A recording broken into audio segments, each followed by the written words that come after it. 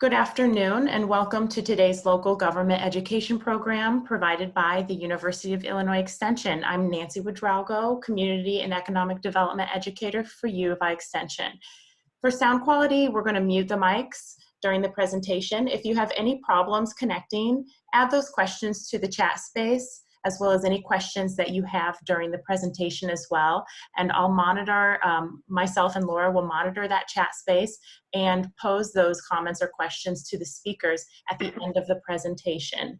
We're very excited to welcome today Dr. Robert Bruno of University of Illinois at Urbana-Champaign and Frank Monzo from the Midwest Economic Policy Institute. They are presenting minimum wage in Illinois. Professor Bruno has published numerous scholarly articles on a diverse range of labor relations subjects. He's co-authored numerous research reports on labor unions, workplace practices, and labor employment policy topics. He's given expert testimony to the U.S. House Committee on Education and Workforce, as well as to the Illinois House and Senate committees on labor and commerce. He's also been a frequent commentator on labor relations for both regional and national media and has served as a commentator for numerous newspapers. Dr. Bruno is co-editor of the Labor Studies Journal and is an executive board member of the United Association for Labor Education and the Chicago chapter for the Labor Employment Relations Association. Frank Monzo co-authored Raising the Minimum Wage, what $10, $13, or $15 per hour would mean for Illinois with Dr. Bruno.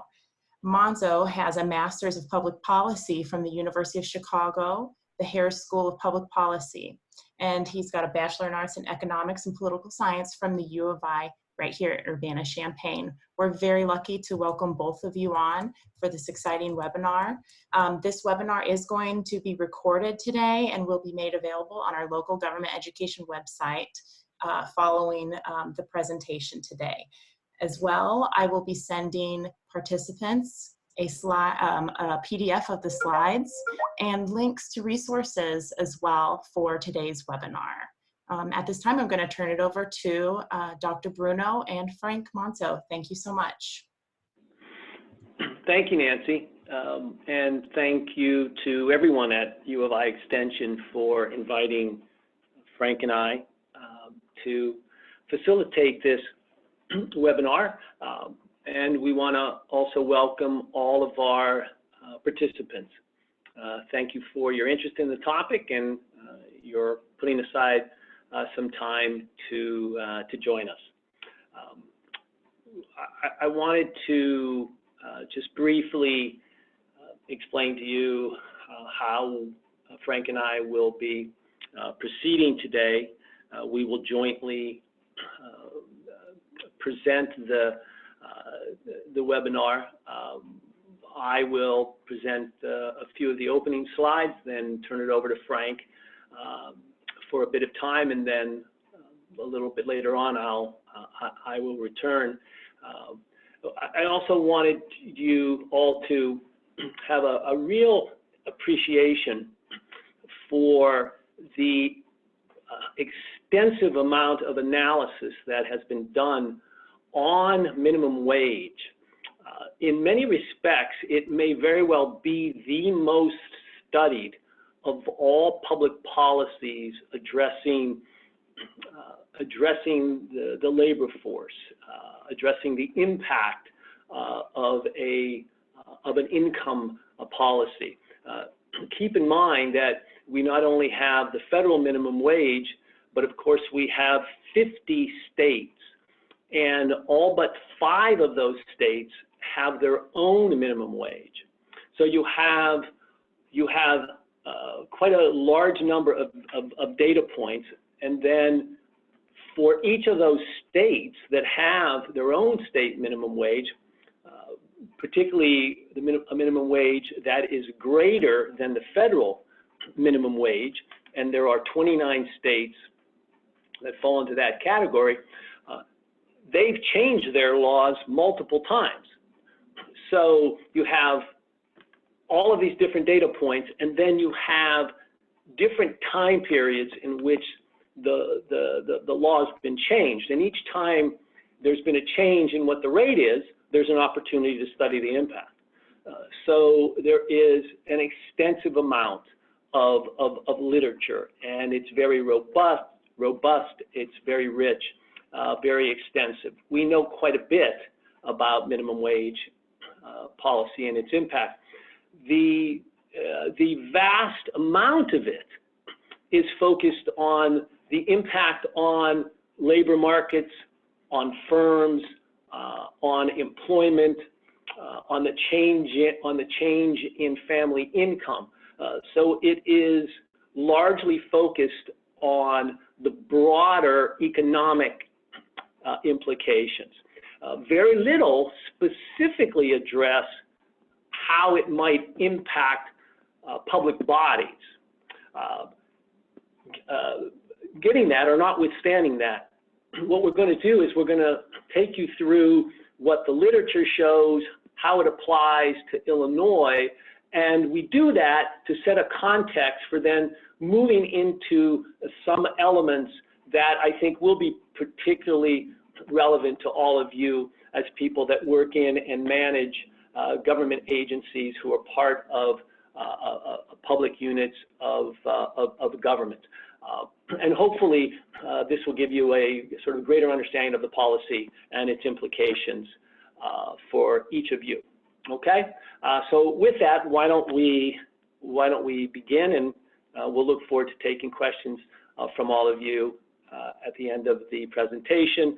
This first slide that you see is a little synopsis of the organizations that both Frank and I work for, what our mission statements are. All right, we'll move on.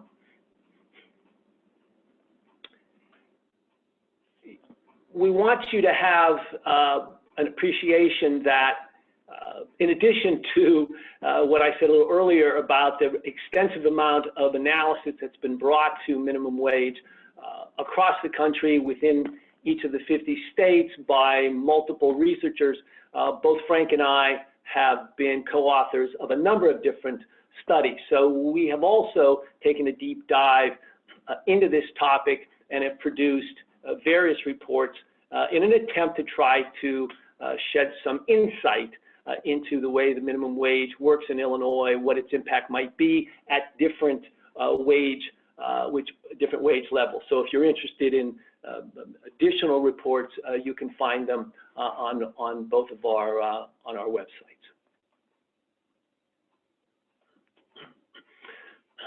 You know, I like to, in talking on this topic, teaching on this topic, present these two views that are expressed. And by the way, there is a typo on the right side of the screen.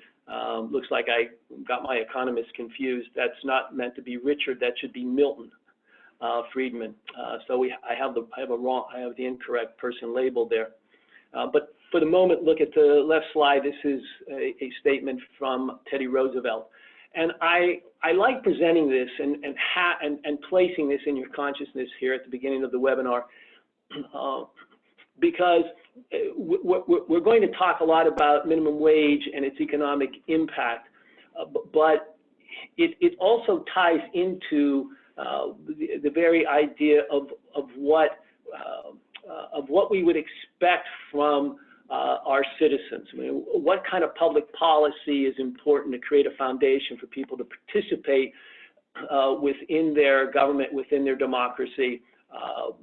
And I thought that Roosevelt's statement nicely connects the earning potential of individuals to their capacity to participate as citizens. And given that all of you are folks who work in the public sector, I think it bears noting this relationship. And then the quote from Milton Friedman I like to put in there because Friedman essentially makes very clear that really this question of whether or not minimum wage has had any large negative impacts on firms, on the economy, or on jobs really is not an issue. That debate has been that debate really is over. We're really sort of looking at whether the effects are rather small, positive or negative. And you will see that as we get into the presentation. So just a couple of perspectives for you to think about. Okay, all right, we'll move on. You know, academics like to start with definitions, so this isn't a particularly provocative definition, but you know, what are we talking about? The least amount an employer can legally pay an employee. Now, let's put aside for a minute that research has shown that there are an extensive amount of workers who should be paid the legal minimum wage but aren't for different reasons. They're misclassified or there's just forms of intentional wage theft. But putting that aside, the least amount an employer can legally pay an employee. But 4 ways to think of this this policy, and lots of research addresses these elements. That first, it's an income floor. It's not a ceiling, it's a floor. It's a hedge against extreme income inequality. It's an investment in the value of work, right? That work is a ladder to prosperity. And then finally, and this relates back to the Teddy Roosevelt quote, it's what democratic citizenship requires, so that people are sufficiently well off so that they can be active participants within their democracy. Well, why is it necessary and why increase it to $15, right? That's what we have here, what will occur here in Illinois. Well, so where minimum wage laws have been adopted, they were adopted to mitigate against really bad and exploitive employers, long hours, sweatshop conditions, pay below a livable wage. And there is plenty of contemporary research to suggest that in the marketplace, there are still sweatshop conditions, there are still people not earning a livable wage, depending on how one calculates that there are still jobs that are not good jobs, and they're not paying sufficient amounts so that people can prosper. Moreover, it was to ensure that employment was the most effective and preferred ladder into the middle class, as opposed to welfare payments, as opposed to public subsidies, that the most effective and preferred way in which people can move into the middle class and sustain that level of living conditions would be that they had employment that paid them well enough to not have to depend on public subsidies. And it's important when we think about why $15 here in Illinois, is that we want to make sure that full-time workers are not earning poverty level wages, so that full-time workers earning today here in Illinois state minimum wage really generates an income that is well below what is the federal poverty line for a family of 4. So the idea is that you have to move the rate up to a level so that it actually allows an individual to sustain families and a decent quality of life on their employment without need, again, for public subsidy. Okay? And then here, just real quickly, we thought you might be interested in what's been happening across the country. It's not, of course, just in Illinois. This first map, states in red that raised their minimum wage, states that did not raise their minimum wage. Give you an idea of what's been happening since in 19. Here we have 14 states that have a $10 plus, so $10 and above minimum wages. And then finally, these are the 6 states that are moving towards, in a tiered process over a number of years, to a statewide $15 minimum wage. So you have an appreciation that what's happening in Illinois is really part of a broader movement that is happening that has happened across the country. Okay? And then finally, we wanted you to have an appreciation that raising the minimum wage to 15 here in Illinois has broad public support. And by the way, it's had broad public support across the country within each state that has addressed raising its minimum wage, and it's been popular across partisan lines. So this gives you a breakdown of some of the polling done by the Paul Simon Public Policy Institute.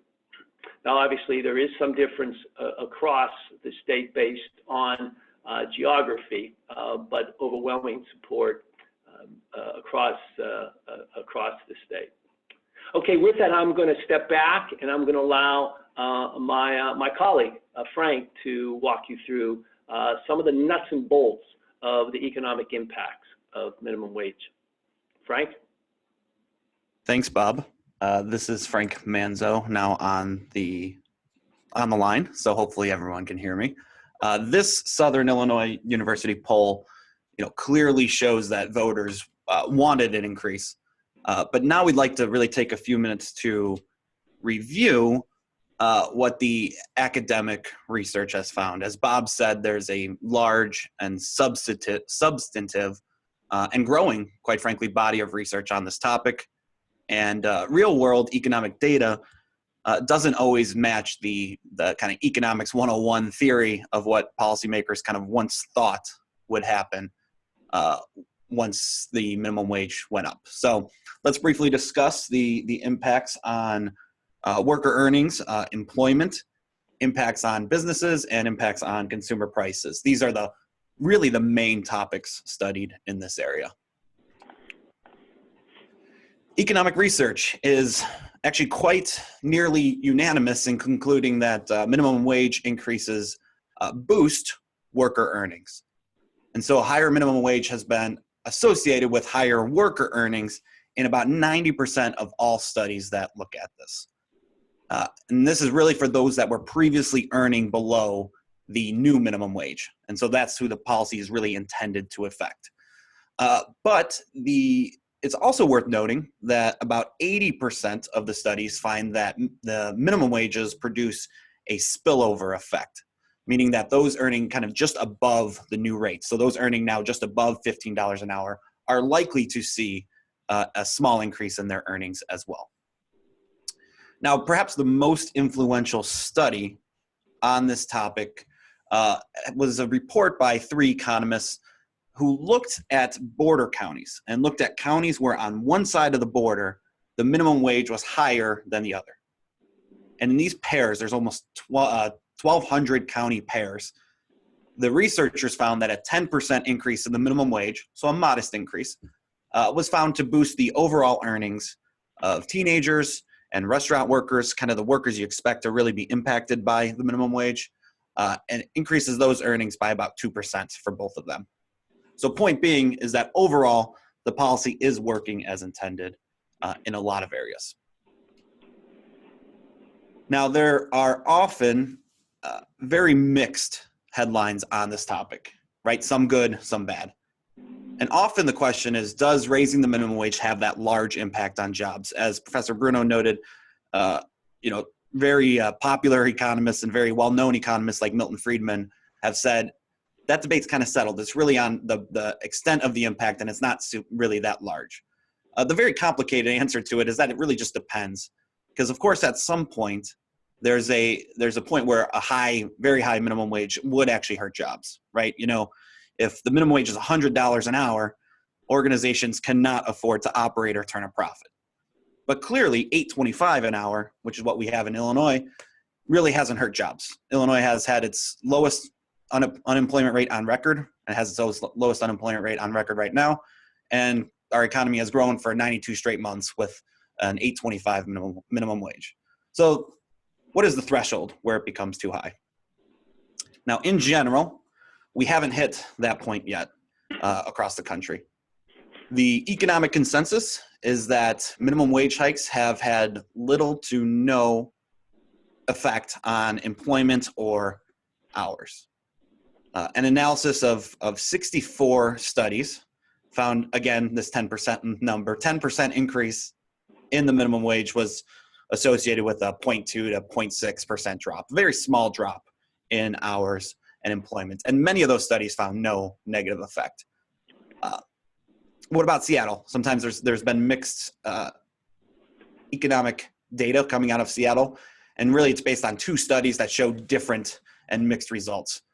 But you can turn to something like the unemployment rate, where it's 3.5% in the Seattle area. That's lower than the national average and lower than Illinois by a small amount. And then one of I know Professor Bruno's favorite studies on this topic, because it actually looked at 1 million hourly wage employees across 23 industries. This study in 2018 found that there was no negative effect following the minimum wage hike. The people who were previously earning less than a minimum wage were still working following the minimum wage hikes. Congressional Budget Office also has a range of estimates that includes both positive and negative impacts. So the answer to the question of whether a higher minimum wage hurts employment is a little bit more mixed, tends to show a very small negative effect, but not super, super substantial. And actually there are many reasons why the minimum wage has had little to no effect on overall employment. And shown here is one of the studies that kind of led the way in the research on this topic from 2013, but has really been expanded upon since. And really the main reasons have to do with businesses themselves. In our dynamic capitalist economy, businesses really have a lot of ways that they could respond to an increase in labor costs, such as through raising the minimum wage. And numerous studies have found that worker turnover decreases after minimum wage hikes, indicating that workers have higher morale and really want to stay in their current positions, and that employers become a little bit more diligent in their hiring practices. If I have to pay a worker a little bit more, I'm going to take a little more time and care in picking the right candidate. Yeah, a higher minimum wage, there's been some evidence that it could provide employers with a larger pool of applicants to pick that right candidate. So you could take the example of Amazon recently, which said that it was going to pay at a minimum $15 an hour. And in the month following that announcement, they received over 800,000 job applications, which was more than double their previous monthly record. Then there's a lot of talk about automation, and the research is actually quite mixed on that. So, and this is really the best research in this area is actually right in our backyard from two economists at the Federal Reserve Bank of Chicago. And they look at minimum wage hikes in what they call routine occupations and non-routine occupations. Now, what does that mean? What they find is that minimum wage hikes do cause really small employment declines in those routine occupations like cashiers. So yes, those kiosks that you see are a thing, but minimum wage hikes also lead to employment gains in these non-routine occupations. So good examples are bartenders and food preparation workers, the workers behind the cash register that might be automated. And what they find is that these effects so far have really offset each other. And we haven't reached a point where the machines are taking over just due to minimum wage. So it's a mixed effect. And then finally, raising the minimum wage tends to boost the economy due to the fact that low-income families in general spend a greater share of what they earn back in the economy than wealthier families. There's a lot of research that shows that wealthier, richer families tend to save more of their money, whereas poorer families, simply because they live paycheck to paycheck, are spending almost 100%, maybe a slightly less, sometimes even slightly more, and going into debt. But they're spending, around 100% of their paycheck back in the economy. And a big kind of cause for debate previously, but less so recently, has been about prices. And the research suggests that prices also do rise, but only by a small amount, right? So if you raise the minimum wage, is the price of a burger going to go up at a fast food chain? In fact, one study on restaurants around San Jose found that their local minimum wage led to an increase in restaurant and food prices, but that it was less than 1% increase. So very, very small increase. Likewise, in Seattle, you can look at a basket of goods for supermarket food prices. They looked at it before and after they're raising their minimum wage to $15 an hour and found no evidence of a change in supermarket food prices. We'll get a little bit more on this locally later. And finally, in a large survey of small businesses, about 86% said that the minimum wage had no impact. Again, point being that employers have a lot of ways to respond to higher minimum wages than simply shedding jobs or raising prices.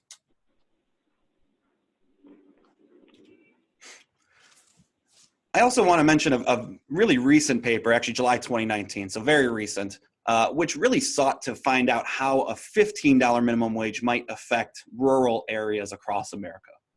And what they did is they measured the gap between the minimum wage and the median wage, which is what the midpoint worker, right? And 50% of people earn more and 50% of people in the area earn less than that worker.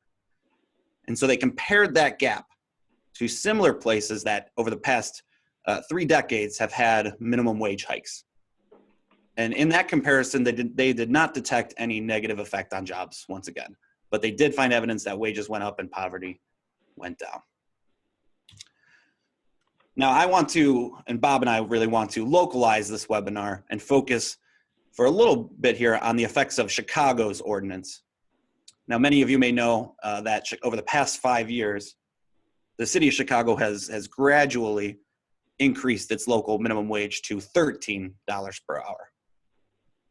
In a June 2018 study, so a little less than a year and a half ago, Professor Bruno and I found that the Chicago minimum wage ordinance has helped over 300,000 workers, boosting their incomes while having no discernible effect on employment once again.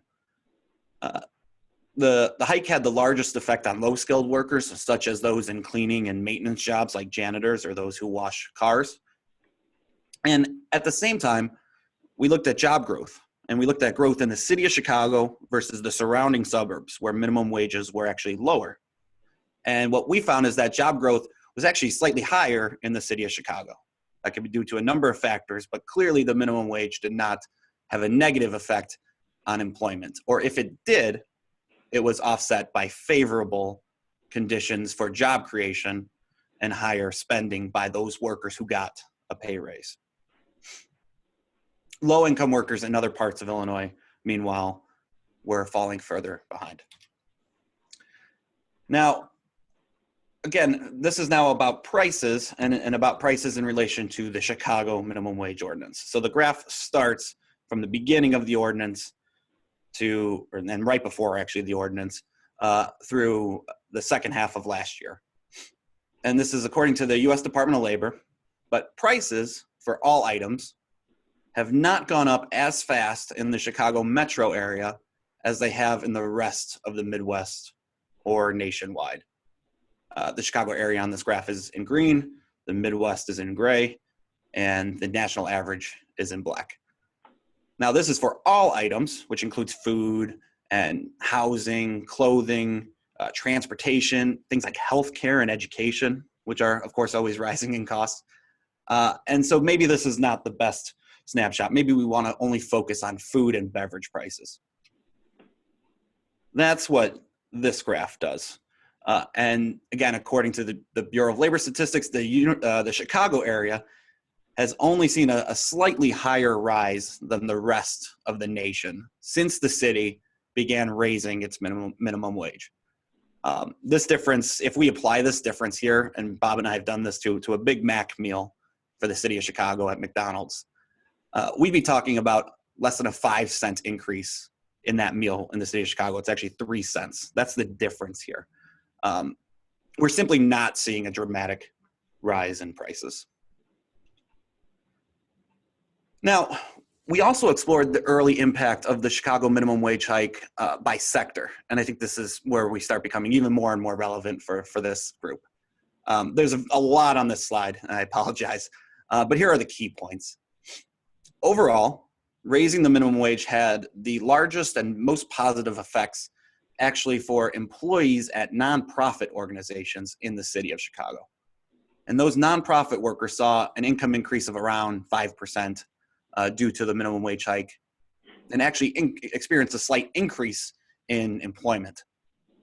Meanwhile, results are a little more mixed in the private for-profit sector, where there was about a 2% increase on average and a 1% drop in employment. The public sector, which is what many of you care about, we found a 3% boost to worker incomes on average and no effect on total employment or hours. So I'm going to reiterate this again. It's actually going to kind of, something similar is going to come a little later in the presentation. So remember this, but a 3% increase on average in worker incomes and no effect on public sector employment. Overall, the raising the minimum wage has been, in general, good for workers, families, and the public sector in Chicago. Okay, now let's broaden it out to the state. In February of this year, as probably all of you know, the governor signed a law to gradually increase the state's minimum wage to $15 per hour. Illinois had last increased its minimum wage in 2010, but of course, over the past 9 years, the purchasing power of that minimum wage has been falling as the prices of everything else have gone up. So here's the schedule now of the new increases in the minimum wage over the next 6 years. Starting in January, minimum wage workers will see a $1 increase. Then in July, it rises by another 75 cents to hit $10 per hour. It then goes up by $1 every new year until it reaches $15 in 2025. So it's a gradual increase that kind of goes up roughly the same amount every year by $1. And it's important to note, though, for this, that there is exceptions, or there are exceptions. New employees in their first 90 days can be paid 50 cents less per hour than what the new rate is as it goes up. That's also true for teen workers. So workers under 18 can be paid 15 cents less per hour. This also, as the old law was, it does not apply to companies with 3 or fewer employees, so those very, very small companies. And there is a tipped credit, which is shown on the screen, in which tipped workers can be paid 60% of the hourly minimum as a base wage. Now, in addition to all the polling and some of the background research we've been talking about here, one reason that folks thought it should reach $15 per hour has to do with the growing housing affordability problem that we face both as a state and as a nation. These data are according to the National Low-Income Housing Coalition, and they, using federal government data, estimate that the hourly wage necessary to afford a very modest 2-bedroom apartment is about $21 per hour across Illinois. Now that's different by region. It's $23 per hour in the Chicago area, so much higher, and about $18, let's say, in the St. Louis Metro East area.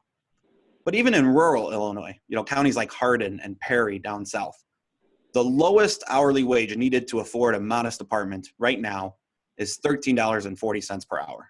That's right now in 2019. So why 15? Well, it's because expecting a rate of inflation of about 2%, which is the Federal Reserve's target, and more simply is really just the average rate of inflation over the past 2 decades, that $13.40 by 2025 becomes $15 per hour. So 15 is really going to be needed for the basic human necessity of housing. What does a $15 minimum wage mean for Illinois? It means a raise for 1.4 million Illinois workers, the majority of whom will be women, U.S. citizens, and workers 30 years old and older. In addition, I know we just had Veterans Day on Monday. 38,000 military veterans, unfortunately, right now, earn less than $15 an hour in our state. And those 38,000 veterans could and likely will see raises as a result of the $15 per hour minimum wage. We estimate that and by we, again, I'm bringing back in Professor Bruno and I in some research we've done together. But we estimate that a $15 per hour minimum wage will boost the earnings, like I said, of 1.4 million workers. And our forecast really predicts actually a small decrease in hours worked. So we do think that employers may cut back on hours for some workers, but that's in addition to a large increase in incomes that actually overall produces new local spending in the economy. And so overall, the hike is expected in our models to boost the economy and reduce the number of people living in poverty by over 200,000 residents in our state. It also will increase state tax revenue if you add together the income and sales tax revenue, which is largely for the state. It's about $380 million. And then local property tax revenue could also increase by nearly $350 million as workers earn high enough incomes to allow them to afford homes. And I want to actually explore that further, that property tax estimate. So we've had a lot of red, and actually Illinois in this graph is in blue. But Illinois currently has a homeownership rate of 66%. What that means is that 66% of all households in Illinois are owners. They own the units in which they live. And it's worth noting that despite relatively high property taxes that we have in our state, Illinois actually has a higher home ownership rate than the national average, and has for this shows the last decade, but you can go back even further. Home ownership has been higher in Illinois than the national average over the past many decades. The national average around 64%. We're at 66%. So that sets the stage for this slide, where there is a lot of information yet again. So I'll take a little bit more time on this, and I think the next slide as well. So let's just focus first on the top table on the screen, which shows home ownership rates for households with workers who earn between $15,000 and $20,000 per year. And also shows home ownership rates for those with workers who earn between $30,000 and $35,000 per year. Now, there's kind of a problem with this one, but we'll go through it and then we'll go to the bottom table. But the reason we're comparing these income bands is that a full-time worker earning the current state minimum wage, as Bob mentioned earlier, takes home about $17,000 a year. So it's kind of right in the middle of that $15,000 to $20,000 range. And then a full-time worker earning $15 an hour would take home a little over $31,000 annually. So that's that other income band. And the homeownership rate is about 55% for households with a worker earning between 15 and 20K, and 63% for households with a worker earning between 30 and 35. So it's higher as incomes go up, which intuitively makes sense. Now, the problem, as I mentioned earlier with this top one, is that it looks at all households, and that includes other family members. So the big problem could be, that 15 to 20K member on the left, might be a teen worker who lives at his parents' house, and his mother is a doctor who earns six figures. So to kind of deal with that, what Bob and I have done is looked at the bottom table, which is the same income bands, but it's only for single person households, which basically just means one person there, right? The person earning the income is the only one living in the unit. And among this segment, the home ownership rate again increases from 29% to 38%, a 9% difference. A lot of numbers, I apologize. But the key finding, again, is that home ownership rises as incomes go from the current minimum wage level to the $15 level that we will hit in 2025. And rising home ownership rates would produce more property tax revenue. There's a lot there. One more with a little bit more explaining to do. What about local governments, right? What would be the impact on the budgets of local municipalities, counties, townships, special districts, things like that? Now, we use census data, and we find that about 120,000 local government employees earn less than $15 per hour in 2018. Something around 3/5 of these employees worked full-time and 2/5 were part-time. For this group, the group that earns less than $15 an hour, their average hourly wage is about $11. Now, so that's the first graph. We can use that information to the bottom to go to the bottom graph, which is really a back of the envelope labor cost estimates of the impact of a $15 minimum wage for local governments. And that basic math, again, is in that bottom table. So it's simple multiplication. You multiply the number of affected employees by their average increase in hourly pay, which is about $4 an hour, by their hours worked per week, and the 52 weeks in the year. So multiply number of workers by the raise, by their hours, by how many weeks there are in the year. And in total, this method says that the minimum wage would increase labor costs by over 600 million. And 600 million is a lot of money, but it represents just a 3% increase in labor costs compared to the nearly $23 billion already paid out to local government workers. Now this, again, is a back of the envelope calculation. It assumes that workers would work the same number of hours, but we know that those could fall. And it doesn't also take into account all the other benefits of raising the minimum wage that Bob and I have discussed earlier. Overall, I think the evidence suggests that this 3% increase for the public sector, recall that from the Chicago study, this 3% increase in labor costs can and probably will be offset by lower turnover, improved worker-employee morale, higher consumer spending, and more property tax revenue. I guess I lied. There's one more slide with quite a bit of data. And what this table demonstrates is that higher minimum wages are not necessarily bad for local government employment. So here we have local government employment in the 8 states that have relatively high minimum wages right now in America, $11 an hour or higher. And the data here are for job growth in local units of government over a recent 5-year period between August 2014 and August 2019.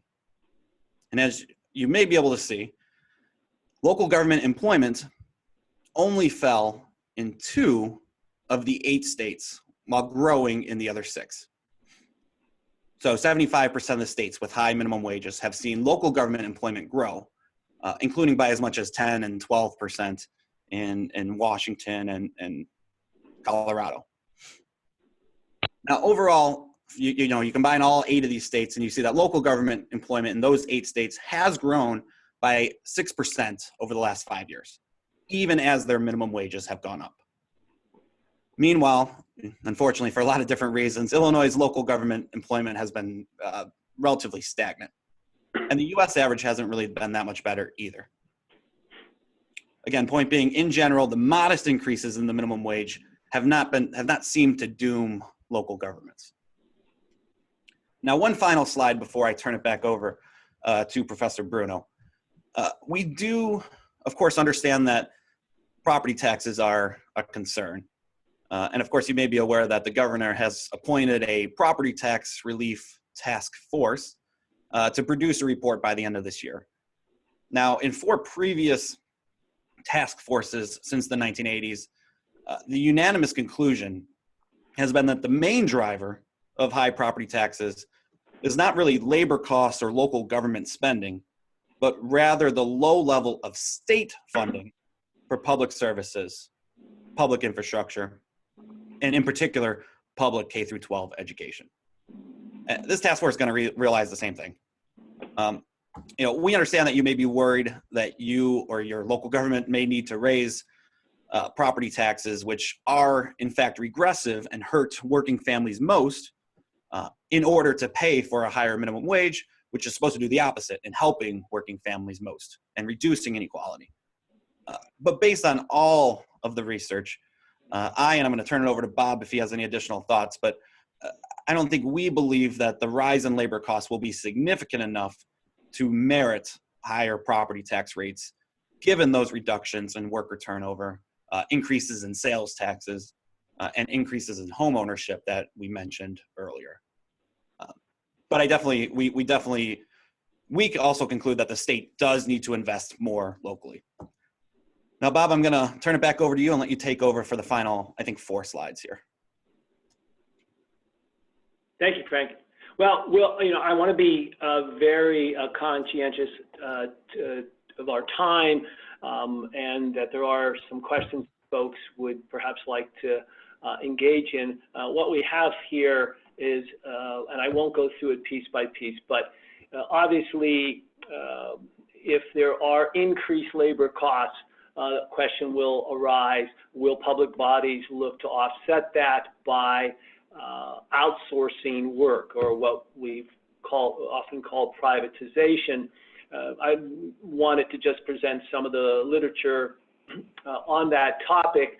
And if you look at really the fourth arrow, what has been more common really since the early 2002, 2003 period is that there's been quite a bit of insourcing of work.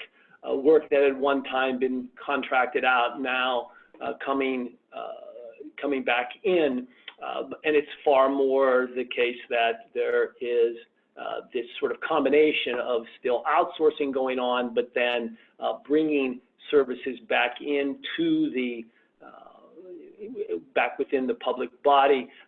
Certain kinds of work just is much harder because of the transaction costs to contract out. And if we go to the next slide, there's some issues that come out that come up whenever you're contracting out. Folks on this call certainly know this better than Frank and I, but the research really does bear it out. There are monitoring issues. Sometimes there isn't really much market competition. How do you hold contractors accountable? How do you do really good performance management in that setting? And then, of course, there is the element of citizen input and how they hold folks accountable for service delivery. So privatization still exists. You still contract out. But in fact, what the research shows for at least the last couple of decades is that more work is coming back in to the public unit that is going out. So the issue of privatization is certainly still a topic, but it doesn't appear it's that particularly sensitive to increases in the minimum wage. And so with that, just to sort of sum this up, we touched on each of these areas. Frank and I strongly believe the research shows that these are the outcomes. And then sort of finally here, we've done a lot of work in lots of different areas. So if you have an interest in looking at any of these particular topics, you can certainly reach out to both of us. You can go to our appropriate websites and find other policy-related reports that we've done. And I think with that, we'll stop right here, and hopefully we do have some time. We had a lot to say, folks, but maybe we've got a few minutes to kind of quickly address questions. All right. Thank you for that outstanding and very informative presentation, Professor Bruno and Frank. This is Laura Payne. I've seen several questions pop up in the chat box, and one from Rima is to the presenters is, could you talk about rural areas more specifically? Oftentimes, small rural organizations and governments already struggle to pay their employees what they do. Well, I'll be brief, and Frank, if you want to add something to it. We are sensitive to these questions of cost of living, rural areas, different geographical locations, different labor markets. I will tell you that Frank and I think we're the only ones who actually did an analysis of what would the minimum wage look like in different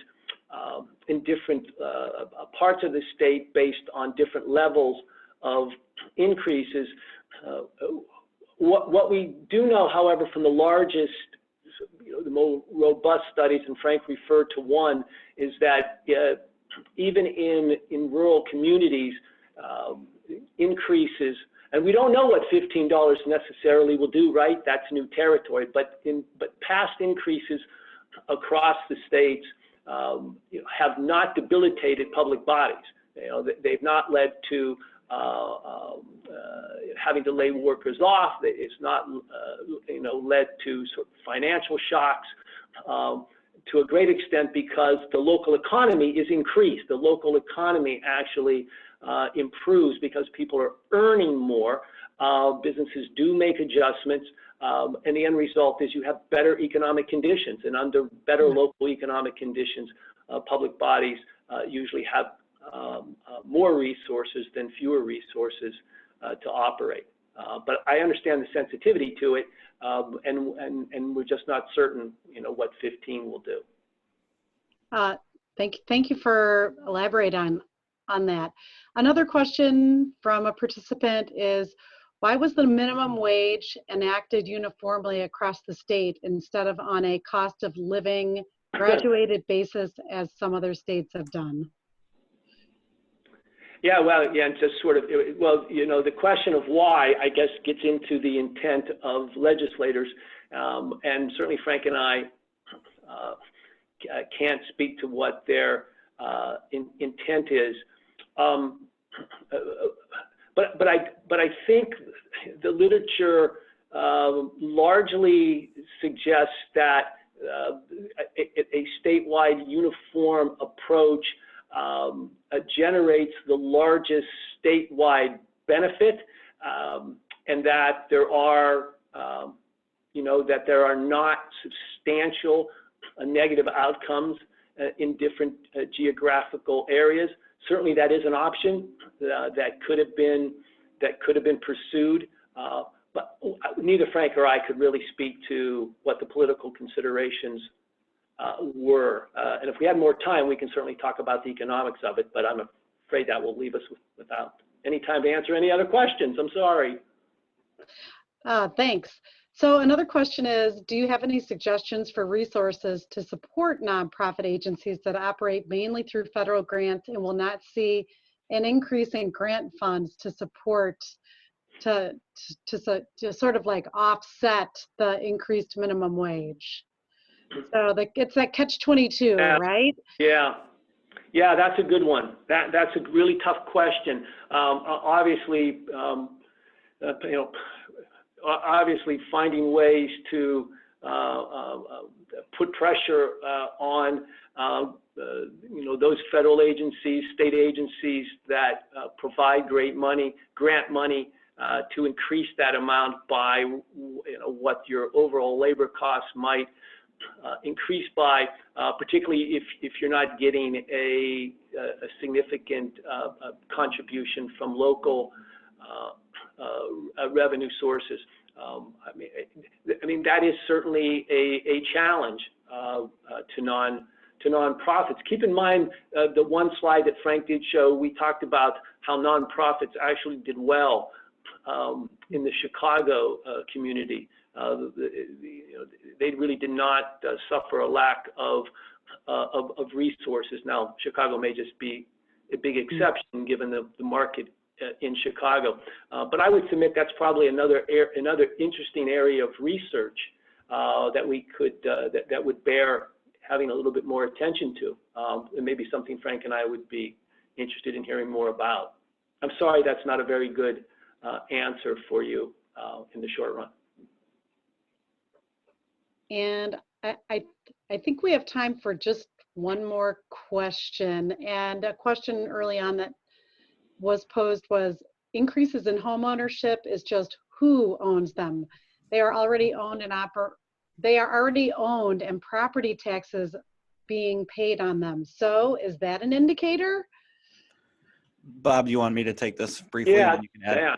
So this is Frank Manzo. Bob will clean up anything, add anything that he needs to. But the answer to this is that's definitely true, and that's the case. But the answer to this is that there will, of course, be examples where, let's say, maybe a young woman in her 20s is earning the minimum wage right now and is living at home with her parents. And so by raising the minimum wage and increasing her ability to possibly own a home, that will increase her chances, I guess, her probability of owning a home. And many of those workers would then go out and live on their own or live with roommates, things like that. Same thing. Those who are living with roommates may go out and purchase a house. We have a lot of vacant properties across Illinois, not as much as we used to, but there is vacant property that could be purchased and owned by individuals. And in addition, as the economy gets better and as incomes go up, we haven't had as much of a construction boom in housing as we once had. But there would then be an incentive for developers and builders to build additional units that can expand the property tax base. So that would be my answer. Bob, I'll let you finish if there's any other thoughts. I would only add to this is that, when you see increases in the minimum wage, or you see government policies that increase the sort of wage floor, that people who are earning lower income obviously receive the sort of largest benefit of that. And in Illinois and in other states, oftentimes people of color, women, and therefore the added income increases their capacity to be homeowners. And we can look at policy to show how home ownership is actually increased for minority populations, for households headed by a single woman, become new homeowners, and that does create greater equity across various constituency, right, across the population. So that might change and contribute to who's actually now a homeowner. All right. Thank you so much. This was an incredibly helpful and insightful webinar. If you haven't, next week's webinar is on lessons learned from coal communities across the country regarding diversifying, and presented by Brett Schwartz and Jack Morgan. And I would like to thank our presenters again, and their information is up on the screen if you would like to follow up with them with additional questions. I wish we had more time. I think this is a topic that, we could talk about for hours on end. So thank you very much. Thank you for the invitation. Very much appreciate it. Thank you. All right. All right. Thank you so much. Have a good afternoon. Hey, thank you. Appreciate the time. Yeah, thank you so much. That Yeah. was incredibly Think so? Yeah, that's